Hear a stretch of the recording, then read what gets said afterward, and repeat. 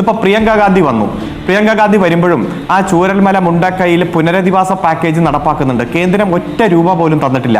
ഒരു MP ആണല്ലോ വയനാട്ടിലെ MP. ആ MP ഫണ്ടിൽ നിന്നൊരു നയാ പൈസ ഈ പ്രിയങ്ക ഗാന്ധി അവിടെ രാജ്യം കണ്ട ഏറ്റവും വലിയ മൂന്നാമത്തെ പ്രകൃതി ദുരന്തത്തിലേക്ക് ഒരു 10 പൈസ ഞാൻ തരുന്നു എന്ന് പറഞ്ഞു കൊടുത്തോ? ഇല്ലല്ലോ. ഈ മഴയത്തും ഇവിടെ എല്ലാവർക്കും എന്റെ നമസ്കാരം. വന്യജീവി സംഘർഷത്തിന്റെ ചോദ്യം ചോദിച്ചല്ലോ.